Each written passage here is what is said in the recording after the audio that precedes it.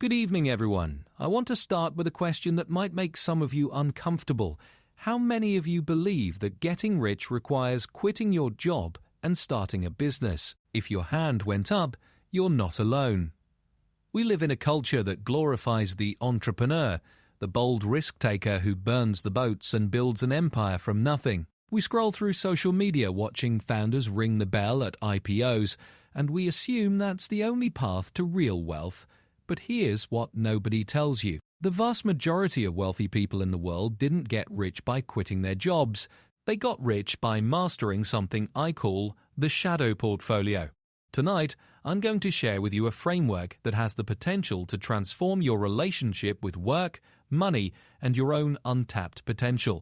This isn't about side hustles that exhaust you or risky investments that keep you up at night.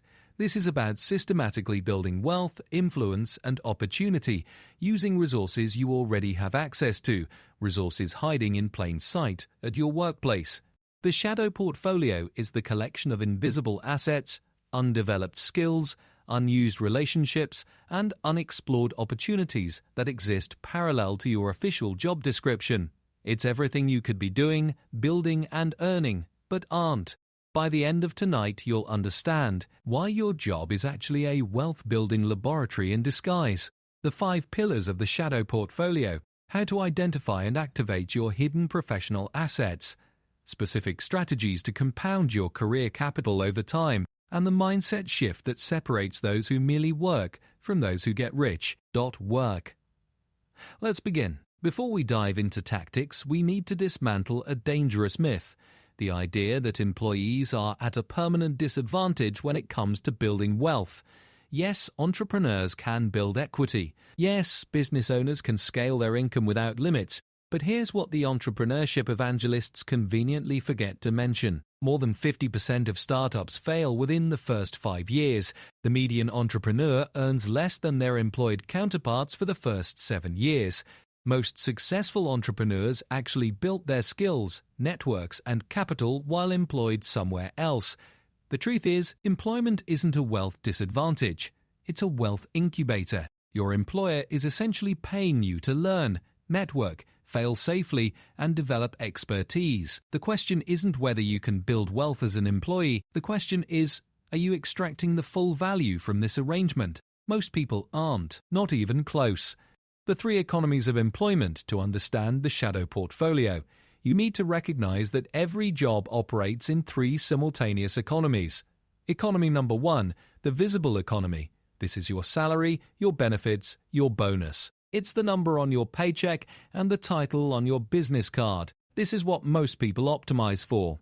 And it's the least important of the 3. Economy number 2, the learning economy. This is the value of skills, knowledge, and capabilities you acquire on someone else's dime. Every training program, every challenging project, every mentorship conversation, these are deposits into your human capital account. Unlike your salary, these don't get taxed. Unlike your bonus, they can't be taken away. Economy number 3, the relationship economy. This is your network, your reputation, your social capital. Every colleague you help, every client you impress, every leader who sees your potential, these relationships form an invisible web of future opportunities. Studies show that networking is directly correlated with salary growth over time, and more than 85% of jobs are filled through personal connections. The shadow portfolio lives primarily in economies number 2 and number 3. It's the accumulation of learning and relationships that most employees leave on the table because they're too focused on economy number 1. Now, let's get practical. The shadow portfolio consists of 5 pillars, each representing a category of hidden assets you can develop while employed. Master all 5 and you'll build a fortress of career security and wealth potential that no single job loss could ever threaten. Pillar number 1. The skills inventory. What it is: a comprehensive catalogue of every capability you possess, including those your current job doesn't require or recognize. Here's something that might surprise you. The traditional skills audit fails because it produces lists, not leverage. Most people end up with generic categories, like communication and problem solving, that sound like everyone else. What you need instead is a method to identify your unique skill combinations and translate them into market value. The hidden skills problem. Most employees dramatically underestimate their skill inventory. Why? Because the skills you use effortlessly become invisible to you. The accountant who can explain complex financial concepts to non-finance people doesn't realize she has a teaching skill. The engineer who consistently gets assigned to troubled projects doesn't recognize his turnaround expertise. How to build this pillar. Step 1. The archaeology exercise. Go back through your career and list every time you saved the company money, solved a problem others couldn't, got praised for something specific, were asked for help by colleagues, volunteered for something outside your role. Just excavate. Step 2. The combination analysis. The real value isn't in individual skills, it's in rare combinations. A programmer who can also present well is worth more than 2 average programmers or 2 average presenters. Look for your unusual skill intersections. Step 3. The market translation for each skill combination. Ask, who would pay for this? What problem does this solve? What would they call someone who does this? Here's the breakthrough insight. You probably already have most of the skills you need to double your income. You just need to package them differently. Pillar number 2. The entrepreneurial portfolio. What it is. A collection of internal initiatives, innovations, and projects that demonstrate entrepreneurial thinking without entrepreneurial risk. The concept of intrapreneurship, acting like an entrepreneur while working within a large organization, has gained tremendous recognition as a driver of both organizational innovation and individual career advancement. Think about some of the most famous products in the world. Gmail was developed by a Google engineer during his 20% time. The PlayStation was created by a Sony employee who convinced reluctant leadership to invest Post-it notes, emerged from 3M's culture of allowing employees to experiment. They were shadow portfolio projects that transformed careers. Step 1. Identify friction points. Every organization has inefficiencies, pain points, and missed opportunities. Start documenting them. Where do processes break down? What do customers complain about? What would you fix if you were CEO for a day? Step 2. Develop shadow solutions for the top 3 problems you've identified. Create what I call shadow solutions. Approaches you would take, even if you haven't been asked. This doesn't mean implementing them unauthorized. It means thinking through them deeply enough that you could present a credible proposal. This is exactly what successful customer success managers do when they're underutilized in their roles. They create detailed customer scenarios, develop step-by-step approaches, and build strategic documents that demonstrate CS thinking, even if they haven't done these exact things in their current position. Step 3. Seek permission to experiment. Bring your best idea to your manager with a specific, low-risk proposal. I've noticed, as every hour pushed by, I have an idea that would take 6 hours to test. Can I try it? The worst outcome. They say no, but they now see you as someone who thinks strategically. The best outcome? You create something valuable and get recognized for it. The career impact. Intrapreneurship offers concrete opportunities for career advancement and professional development by taking initiative, demonstrating creativity, and delivering tangible results. You distinguish yourself within your organization. This can lead to promotions, salary increases, and recognition that would never come from simply doing your assigned tasks well. Pillar number 3. The reputation architecture. What it is. The deliberate construction of how you're known within and beyond your organization. Here's an uncomfortable truth. Being easy to work with is arguably the most underrated career skill. Research consistently shows that traits like adaptability, open-mindedness, empathy, and approachability are associated with high-performing professionals and good teammates. But reputation goes beyond being likable. It's about being known for something specific and valuable. The reputation equation. Your professional reputation equals expertise plus visibility times consistency expertise. Without visibility makes you the best kept secret in the building. Visibility without expertise makes you all sizzle and no steak. Both without consistency makes you all reliable. How to build this pillar. Step 1. Define your professional identity. Complete this sentence. I'm the person you call when you need underscore, underscore, underscore, underscore. If you can't complete it, you don't have a reputation yet. You have a job description. Big difference. Step 2. Create evidence. Your reputation should be backed by proof. This means documenting your wins, keep a brag file, seeking testimonials from colleagues and clients, creating artifacts that showcase your expertise, presentations, reports, frameworks. Step 3. Increase strategic visibility. It means putting your work where decision-makers can see it. Volunteer for cross-functional projects.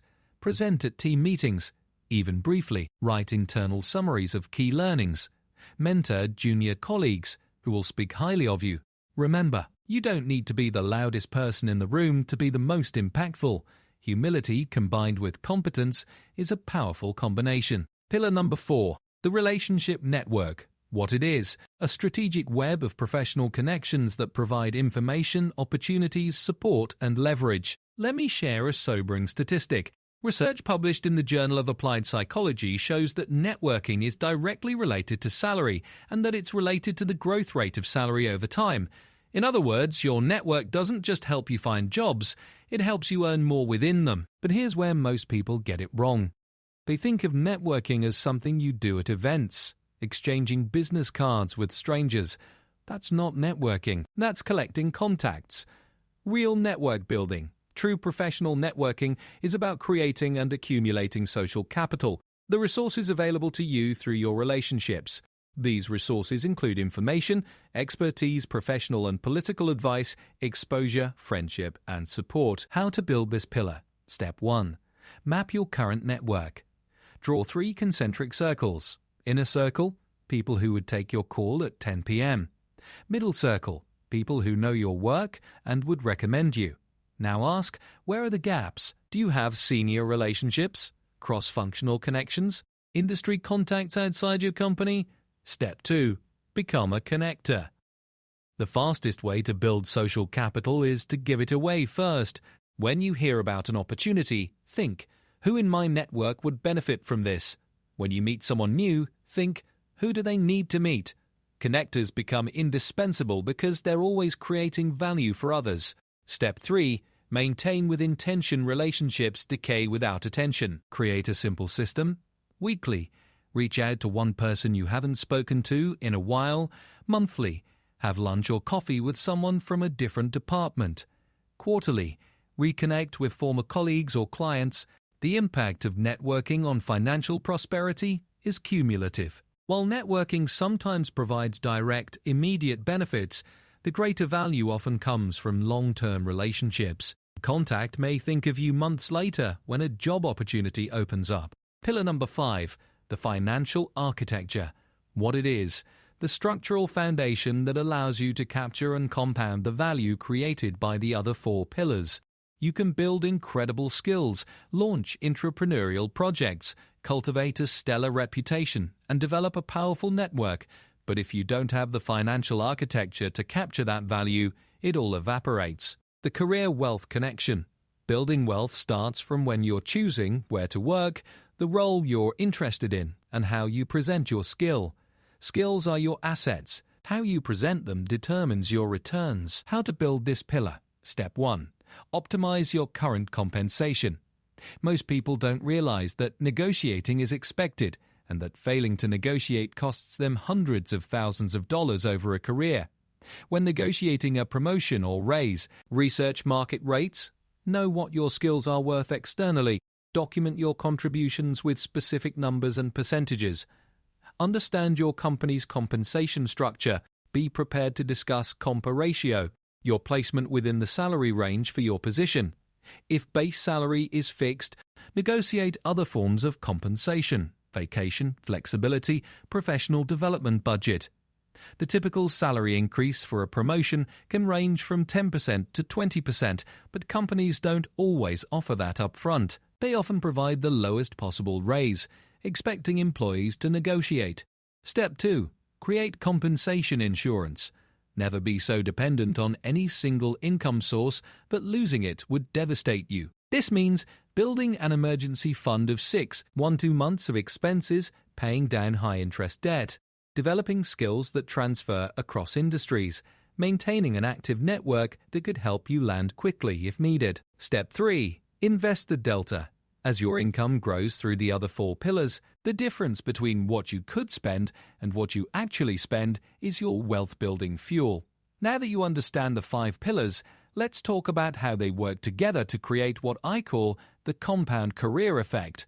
How the pillars multiply each other. Here's where the magic happens. The 5 pillars don't just add value, they multiply it. Skills plus reputation equals premium positioning.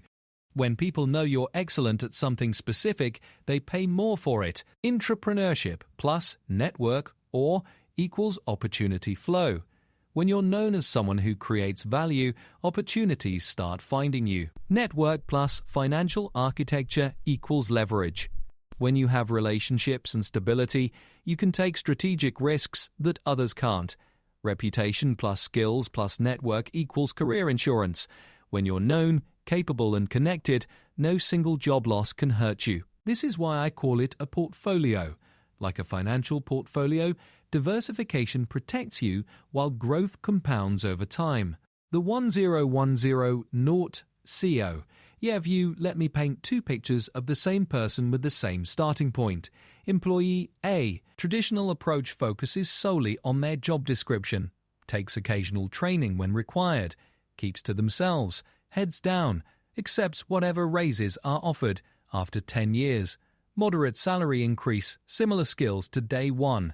Vulnerable to displacement employee. Shadow portfolio approach catalogues and develops skills beyond their role launches 2. 3 internal initiatives per year. Builds deliberate reputation as expert in specific domain.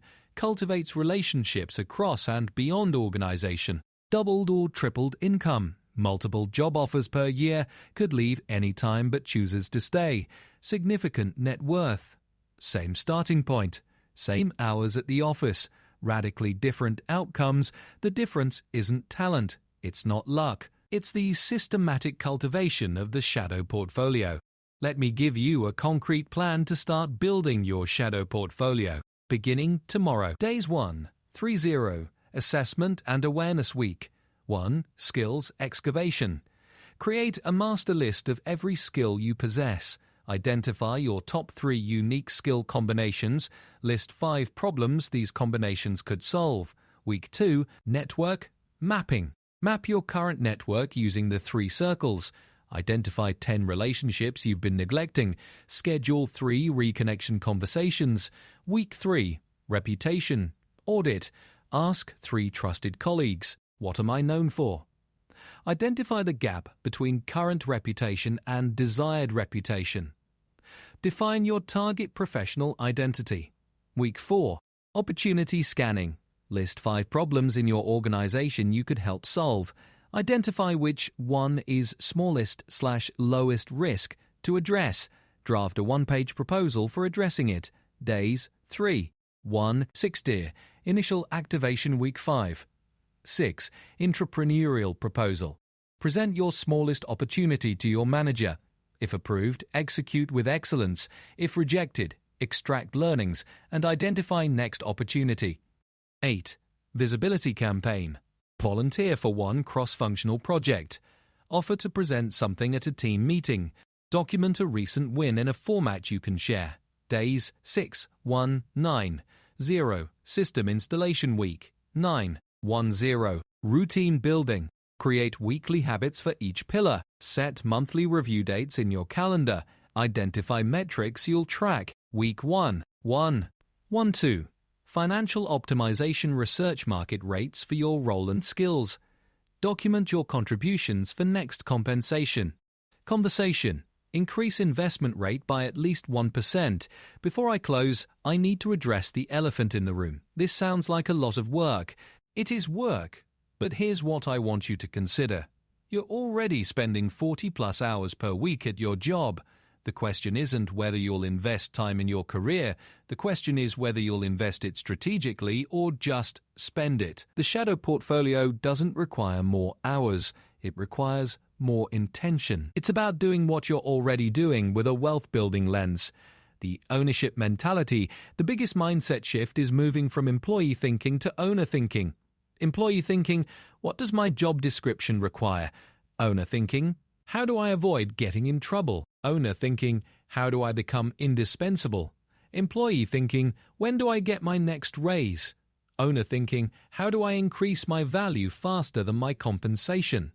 When you think like an owner, you stop waiting for permission and start looking for opportunity.